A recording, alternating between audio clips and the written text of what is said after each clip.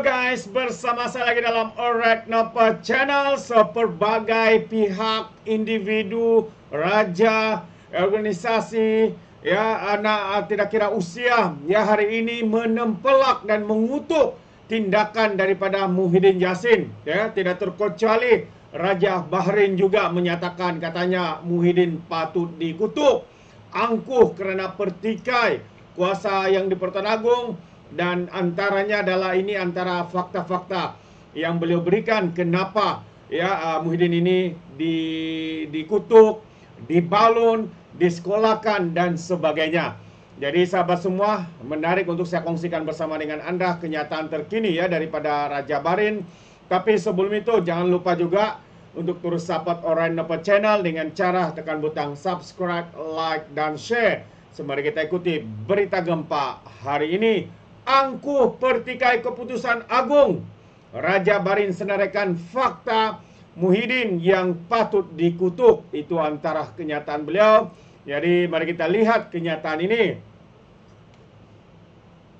Datuk Raja Kamarul Bahrain Shah Raja Ahmad menyifatkan Muhyiddin Yassin sebagai angkuh apabila mempertikaikan keputusan yang di Pertuan Agong melantik Datuk Seri Anwar Ibrahim sebagai Perdana Menteri selepas pilihan raya umum yang ke-15. Pengerusi Pakatan Harapan Terengganu berkata Muhyiddin bersikap sombong dengan mengulangi serta bertegas bahawa apa yang diucap pada kempen pilihan raya kecil PRK Dun Negeri lepas kononnya sebagai satu fakta. Itu antara jawapan balas ya daripada respon daripada Muhyiddin. Jadi katanya fakta kedua adalah yang pertama, jika Muhyiddin ingin bercakap tentang fakta, kata Raja Bahrain, fakta pertama yang patut dikutuk adalah beliau sendiri memulakan budaya langkah Sheraton yang telah memporak-porandakan sinario politik negara dengan menjatuhkan kerajaan dipilih rakyat secara sah. Fakta kedua adalah disebabkan langkah Sheraton yang dimulakan beliau, Malaysia telah mengalami pertukaran 4 orang Perdana Menteri dalam masa yang singkat yang menyusahkan rakyat. Fakta ketiga adalah semasa beliau menjadi Perdana Menteri, beliau telah mengisytiharkan darurat di mana parlimen digantung, suara rakyat dibisukan dan kontrak kontroversi seperti yang diberikan kepada Jana Wibawa kononnya di bawah alasan membantu Bumi Putra, tapi sebenarnya ramai bukan Bumi Putra yang terlibat sama. Ini adalah fakta kerakusan Muhyiddin demi ingin terus berkuasa, tegasnya menerusi satu kenyataan. Semalam Muhyiddin berkeras dan mempertahankan ucapannya ketika berkempen pada pilihan raya kecil di Dun Negeri di Kelantan lalu sebagai fakta dan tidak bermaksud untuk menghina institusi raja ataupun kecenderungan menghasut. Pengurusi Perikatan Nasional yakin kenyataan yang mempertikaikan kewibawaan Sultan Pahang Al-Sultan Abdullah Riyatuddin Mustafa Billah Shah ketika baginda menjadi yang di Pertuan Agong yang ke-16 tidak melanggar mana-mana undang-undang negara katanya. Jadi mengulas lanjut, Raja Bahrain juga berpendapat Muhyiddin mempertikaikan kebijaksanaan yang di Pertuan Agong untuk menstabilkan Malaysia dengan majoriti lebih 2/3 apabila menolak menyertai kerajaan perpaduan yang disarankan dan direstui Istana Negara. Janganlah berlakon, kata Raja Bahrain. Kononnya bercakap tentang fakta semasa mengkritik keputusan agung. Sementara fakta-fakta kerakusan diri melalui langkah Sheraton, menggantung parlimen melalui darurat, serta program Jana Wibawa yang menyeleweng pemberian projek yang kononnya untuk Bumi Putra yang bermasalah. Tapi akhirnya bukan Bumi Putra ya, yang skandal ini disenyapkan begitu saja, tegasnya. Beliau menambah fakta yang paling penting Muhyiddin perlu diingatkan ialah yang di Pertuan Agong yang sama dengan kebijaksanaan tuanku yang telah melantik Datuk Seri Anwar Ibrahim juga telah melantik Muhyiddin sebagai Perdana Menteri ke-8 Malaysia. Fakta kelamaan sendiri yang ketara besar adalah Muhyiddin dijatuhkan sebagai Perdana Menteri oleh rakannya sendiri dalam Perikatan Nasional, digantikan oleh Ismail Sabri yang berebut kuasa ingin menjadi Perdana Menteri. Beliau jatuh sebagai Perdana Menteri bukan kerana Anwar Ibrahim. Adakah ini hendak dipersalahkan kepada Tuanku Agung yang juga kalau diri sendiri tidak pandai atau berupaya bertahan berkuasa? Janganlah salahkan pihak lain atas kelemahan diri sendiri. muhasabah cermin dirilah sebaiknya tempelak Raja Bahrain lagi, ya, yang ditujukan kepada Muhyiddin Yassin ini. Sahabat-sahabat semua, terbaik, satu kenyataan dan ucapan yang begitu baik sekali, ya, ditujukan perkara ini, ya, kepada Muhyiddin Yassin ini, sahabat-sahabat semua. Jadi sahabat, apa yang saya kongsikan seterusnya adalah satu perkara yang amat-amat membanggakan kita. Yang mana kita lihat geng-geng pembangkang ini seringkali menyatakan kononnya ekonomi negara kita teruk, rakyat susah, bursa saham jatuh, nilai ringgit jatuh, pelabur lari. Apa yang tidak dikatakan oleh pihak pembangkang, sahabat-sahabat semua. Tapi ketahuilah bahwa apa yang mereka katakan itu adalah fakta, pembohongan, penipuan terbesar yang dilakukan oleh politikus-politikus sampah daripada Perikatan Nasional. Sebab kita boleh melihat KDNK negara kita mencapai lebih tinggi daripada yang dijangkakan. Nilai ringgit semakin mengukuh sehingga ke hari ini yang terbaik dalam masa 14 tahun dan sebagainya. Kerajaan ini juga menaikkan gaji penjawat awam yang telah diumumkan oleh Perdana Menteri kita dan akan dilaksanakan pada 1 Disember hujung tahun ini. Dan sekali lagi, rekod prestasi luar biasa Bursa Saham Malaysia dalam 44 bulan. Penyelidik akui ekonomi kini memberangsangkan. Ini antara kenyataan dari pakar-pakar ekonomi yang ada di dalam negara kita maupun juga yang ada di luar sana.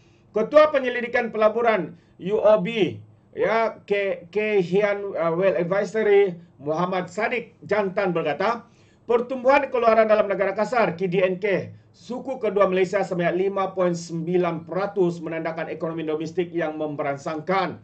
Katanya, prestasi luar biasa ini telah meningkatkan keyakinan pelabur dan menyokong peningkatan pasaran secara menyeluruh. Tambah lagi, angka dagangan bagi Julai 2024 telah menunjukkan kekuatan yang mengagumkan, melonjak 18.9%, ya, tahun ke tahun untuk mencecah 255.88 bilion ringgit.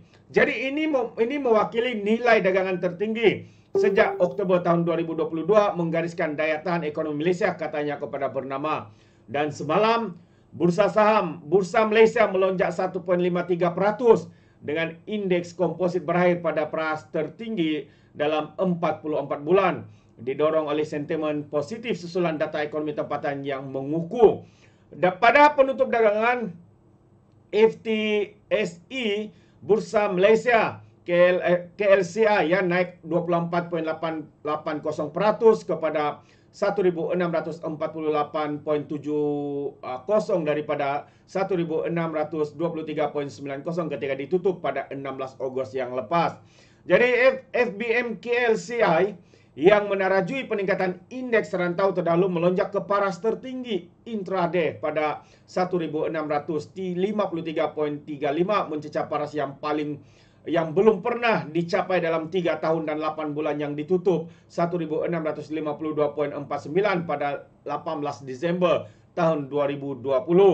Jadi indeks dibuka tinggi 1.24 mata lebih tinggi pada 1.625.14 dan turun pada paras 1.624.58 pada sesi awal pagi. Jadi pada keseluruhan pasaran kuantum untuk mengatasi kuantum rugi 606 kepada 546 dengan 463 kuantum tidak berubah, 880 tidak diniagakan dan 22 yang lain digantung. Jadi jumlah dagangan meningkat kepada 3.89 bilion untuk unit, ya, bernilai 4.30 bilion ringgit daripada 3.22 bilion unit bernilai RM2.75 bilion ringgit Jumaat yang lepas. Jadi mengulas lanjut, Muhammad Siddiq berkata, sentimen pelabur asing turut menunjukkan tanda-tanda pemulihan selepas tempoh turun naik. Walaupun jualan bersih RM768.4 juta ringgit direkodkan minggu lepas, dana asing kembali ke pasaran minggu ini dengan pembelian bersih sebanyak 299.6 juta ringgit dalam equity Malaysia. Sektor kewangan telah menjadi penerima manfaat utama persekitaran ekonomi yang positif. Memandangkan peranan penting mereka dalam pengantara dana antara penyimpan dan peminjam institusi keuangan lazimnya berkembang maju dalam tempo pengembangan ekonomi, katanya memetik bernama. Jelasnya lagi, walaupun sektor keuangan telah menarajui pasaran, sektor lain seperti penjagaan kesihatan yang ketinggalan dalam beberapa minggu kelamaan ini turut menarik minat pelabur. Penyertaan meluas ini menekankan sifat pengembangan ekonomi yang teguh, katanya lagi. Sifat pengembangan ekonomi yang teguh. Ekonomi memberangsangkan.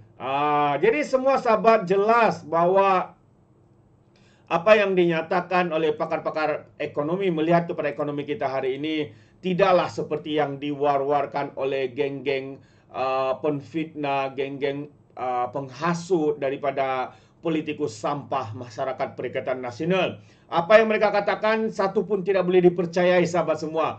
Semuanya berpandukan data daripada pemimpin-pemimpin ataupun walaun-walaun ataupun dari Facebook mungkin ataupun dari surat layang yang kita tidak tahu kesahihannya. Ya, mereka membutakan mata untuk melihat keadaan yang sebenar. Mereka memekakkan telinga mendengar ya data-data yang sebenar, sahabat semua. Inilah sifat-sifat politikus sampah masyarakat. Mereka hanya tahu menghasut, menyebarkan berita palsu. Demi apa? Untuk tujuan politik semata-mata, untuk kepentingan individu semata-mata, dan bukannya untuk mementingkan rakyat yang perlukan perhatian, menjaga kebajikan mereka. Sahabat-sahabat semua, inilah sikap pembangkang yang ada pada hari ini. Adakah Anda setuju dengan pandangan saya? Adakah Anda boleh berikan komen di dalam ruangan komen. Jadi terima kasih. Izinkan saya untuk mengundurkan diri. Dan seperti biasa, peribahasa mengatakan, tapapun kangkap, 2 tahun keinginan. Dalam bahasa Melayunya, tepuk dada, tanya selera. Sekian cerita pada Alright Nopo Channel. Saya kita berjumpa lagi. Bye-bye.